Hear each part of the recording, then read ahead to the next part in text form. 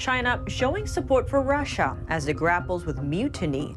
The Wagner mercenary group revolted against Moscow's military leadership over the weekend, but immediately pulled back its forces. Western countries now suggesting the Kremlin is showing its weakness, but Chinese state-backed media say otherwise, saying that Western media frame a false image of a declining Russia. How will the aftermath impact the Beijing-Taiwan relationship? What do you think? Let us know below and subscribe if you haven't already.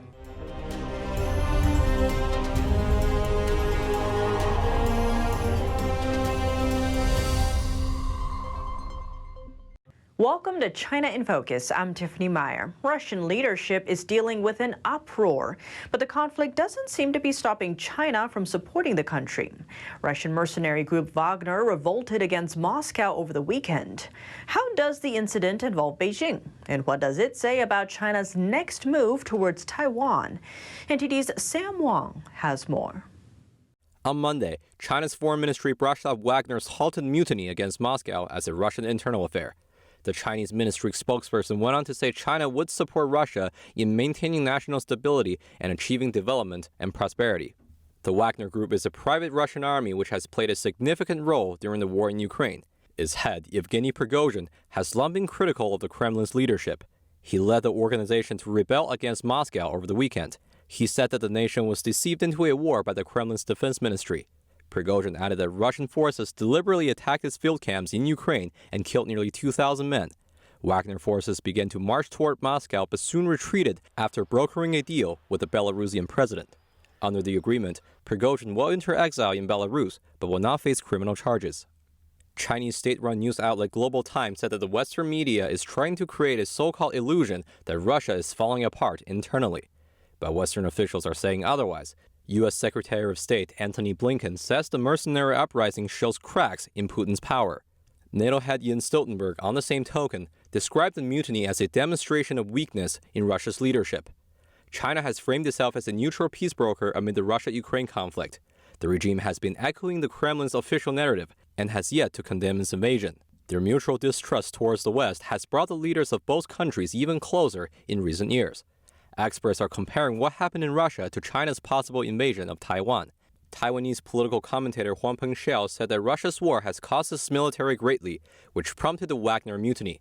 He said the incident will likely make Chinese leader Xi Jinping more hesitant to send troops to Taiwan. Former CIA senior intelligence officer John K. Cover suggested that an unstable Russia could lead to a more isolated China. China sees the democratically governed island of Taiwan as its own territory and has vowed to take it by force if necessary, despite never having ruled it. Sam Wang, NTD News. As the world marks the International Day Against Drug Abuse and Illicit Trafficking on Monday, for the first time ever, the U.S. filed charges against Chinese fentanyl manufacturers. NTD's David Lamb spoke to officials in Silicon Valley, where county officials report a spike in fentanyl-related deaths. Here's more.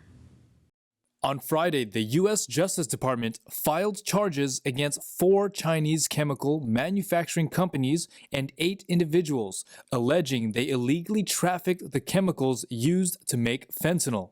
These companies and their employees knowingly conspired to manufacture deadly fentanyl for distribution in the United States.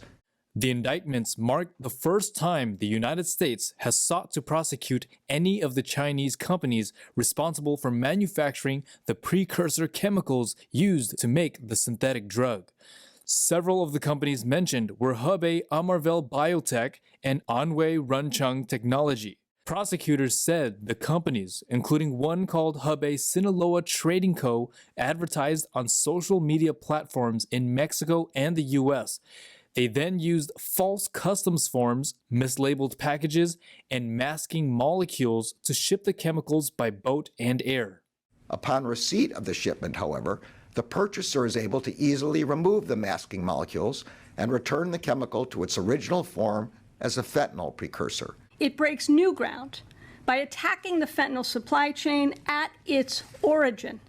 Meanwhile, California's Santa Clara County reported fentanyl deaths doubling in May, from 17 to 41. What we have seen is a number of deaths, particularly in the 20 to 39-year-old age group. We have also seen fentanyl-related fatalities involving the adolescent age group. We have seen fentanyl fatalities involving both powder forms of fentanyl as well as fake pill forms. Dr. Michelle Jordan said the county, during investigations, had found remnants of fake pills on scene. So within my office, we are prosecuting people who traffic fentanyl, and specifically those people who sell fentanyl that results in somebody's death. My office has already filed 3 murder charges, and we will continue to file those kinds of cases as the evidence sort of presents itself for those types of cases. The deputy DA said, aside from the law enforcement side, the county is trying to take a holistic approach by providing the drug reversal spray Narcan to the community, as well as finding treatment for those suffering from substance use disorder. In Santa Clara, California, David Lamb, NTD News. The Chinese regime has been criticized for not doing enough to stop the flow of fentanyl into the U.S. Here's U.S. Attorney General Merrick Garland on that concern. Over the past 8 months, the defendants are alleged to have shipped more than 200 kilograms of fentanyl-related precursor chemicals to the U.S. in order to make 50 kilograms of fentanyl. As I said, this is a quantity that could contain enough deadly doses of fentanyl to kill 25 million Americans. The defendants are currently in China and are unlikely to face trial in the U.S. The charges are a significant step forward in the fight against fentanyl and other synthetic opioids. Next, we zoom in on news for online shoppers. Chinese fast fashion brand Shein and home goods retailer Temu are grappling with forced labor accusations. A House committee report took aim at the companies Friday, saying their business models take advantage of U.S. law through a shipping loophole and accusing them of failing to screen for forced labor. Typically, foreign companies selling to U.S. customers will send their goods into the country in bulk. But combined, Shein and Temu instead ship nearly 600,000 individual packages to the U.S. a day. By law, imports valued at less than $800 enter the U.S. tax and duty-free as long as they're packaged and addressed to individual buyers. It's called the de minimis rule. Congress raised the threshold from $200 to $800 in 2016. Following the change, import volume jumped from 220 million packages that year to over 770 million in 2021. Goods from China make up about 60% of that figure. The shipping tactic allows Shein and Temu to sell their products at rock-bottom prices, since they don't need to offset tax costs. But there's another problem. The House Select Committee on the Chinese Communist Party says the rule may also allow the companies to skirt laws designed to prevent the sale of goods made with forced labor, noting that Customs and Border Protection can't reasonably scrutinize those shipments due to the sheer amount of them. The issues have sparked concern over whether the duty threshold should be brought back down. Robert Lighthizer, former U.S. trade representative during the Trump administration, said last month, quote, "Everybody's got to kind of wrap their head around what kind of mistake this was." Referring to the packages from China, he added, "Nobody dreamt this would ever happen. We have no idea what's in them." He advised getting rid of the de minimis rule or significantly lowering it to $50 or $100. Last year, House Democrats also pushed to block Chinese-made goods from benefiting from the special treatment. The world's largest chip-making firm now reportedly facing more export restrictions. The Netherlands is planning to block Dutch tech company ASML from sending its chip-making machines to China. Sources say officials pledged to implement the rule as soon as June 30th or early July. The regulation is designed as a blueprint for other European Union nations as the EU seeks to reduce supply chain reliance on China. ASML is banned from selling its most advanced product, a machine that uses what's known as extreme ultraviolet lithography, to Chinese firms. The cutting-edge technology is used for making the world's most advanced chips. Because of it, the company's equipment is critical to U.S. national security. And for that reason, ASML has become a battleground in the U.S.-China chip war. The Netherlands has been facing pressure from Washington to help stifle Beijing's chip development. Dutch and Japanese officials agreed back in January to team up with the U.S. Home to much of the globe's top machinery and enterprise, the three nations are capable of producing the world's most advanced semiconductors. China consumes more chips than any other nation, and ASML is the most valuable firm in the Netherlands, with China making up its biggest source of income. An unfortunate development from China's biggest city, Shanghai.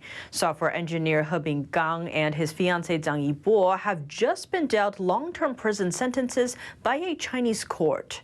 But do the accusations against them developing an app to break China's internet censorship hold up? Let's dive in. Software engineer He Binggang is facing 6 years behind bars, while his fiancée Zhang is looking at 5 years. The couple was arrested 2 years ago, when local authorities raided their homes and took their cell phones, computers, and internet servers. But what triggers such a strong police response? It all ties back to a special software they developed.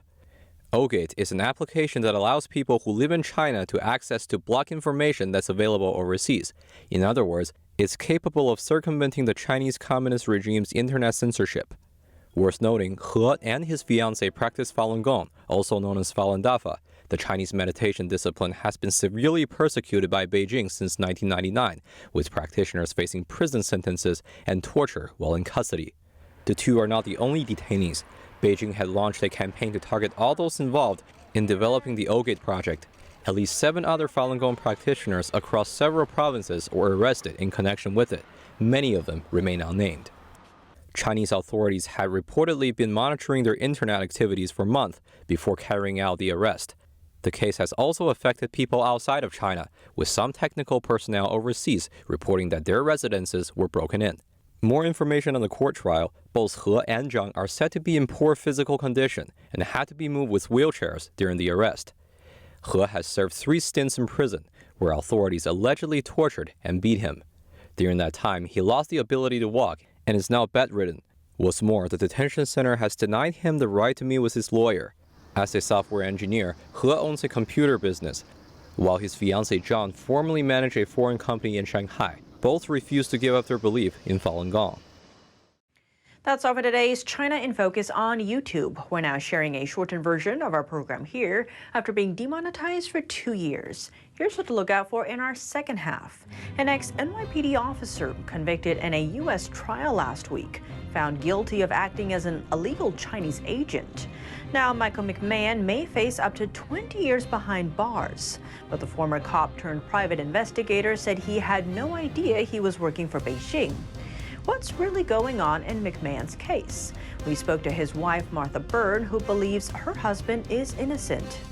Well, we were all in the courtroom when it happened, and we were shocked is not even the word doesn't even capture it. My husband was actually a victim in this case and proved that he was used.